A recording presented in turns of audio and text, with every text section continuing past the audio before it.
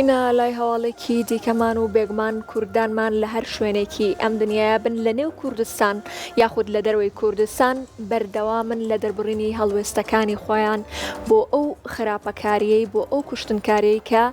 لە کوردانی کە بەسەر کوردانی ڕۆژئاوای کوردستانایە لە ئێستەدا و هونەرمەندی گۆرانی بێژ نەبەست عەبدولکەریم یەکێکە لەو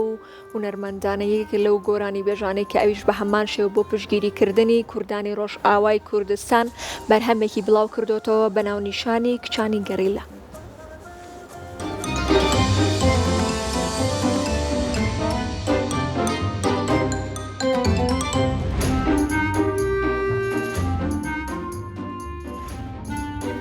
هونەرمەند نەژاد نەجم دەرهێنەری بەرهەمەکە لەبارەی ئەم بەرهەمە و تایبەت بە کورسات مەگەزین وتی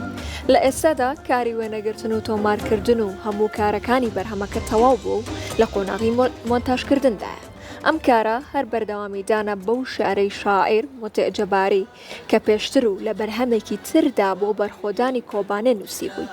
ئێستا ئەمە بەردەوامی ئازایی گەریلاکانە کە هەر کات و لە هەر پارچێکی کوردستانی گەورە جەنگ هەبێت ئامادەن و هەر کات ئاشتی هەبێت هەر ئامادەن. ڤیدیۆکلیپەکە بە ناوی ئاوازی ژیان و شعری متعجەباری و ئاواز و وتنی گۆرانی نەبەست عەبدولکەریمە، دەرهێنەریش نەژاد نەجمە و کاری وێنەگرتنی لەلایەن هۆزان شێرزادەوەیە و یاریدەدەری کامێراش بەڵێن لەتیف و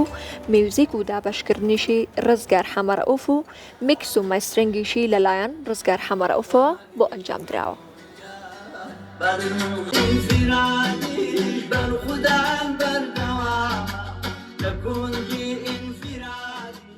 هونەرمەند لە هەموو بوارەکە جۆش و خرۆشێکی بەبوونی ئەو کارەساتی کە لە ڕۆژئاوا ڕوویداوە منیش وەکو ئەرکێکی نیشتیمانی و ئەخلاقی و نەتەوەیی پێم باش بوو لەم کاتەیە ئەم پرۆژەیە بخەمە بەردەم گوێی هەموو کوردیەکی بە شەرەف لە هەر چوار پارچەی کوردستان. بیرۆکەی ئەمەش شعرەکەی هین شاعری گەلەکەمان کاکە موتیعی جەباریە، ئاوازی بەندە برا بچووکتان نەبەست عەبدولکەریم، لەلایەن کاک ڕزگار حەمەرەئوف کەرکووکیەوە کاری مۆسیقای بۆ کراوە و لە ستۆدیۆی کاک ڕزگار کراوە. کۆمەڵێک کەس کاری تیا کردووە، کاک نەژاد وەکو دەرهێنەر دەستی خۆش بێ و دەستی ماندووبوونی ئەگوشم و کۆرسەکانیش کاک ڕزگاری تێ، من خۆم کاک ئەلەند و خات و پەرچەم. ئەمە پرۆژەکەمانە ئینشاءڵڵا پشت بەخوای گەورە بە زووترین کات ئەیخینە بەر گوێی بینەران و بیسەرانی گەلی کورد ئینشاءڵڵا.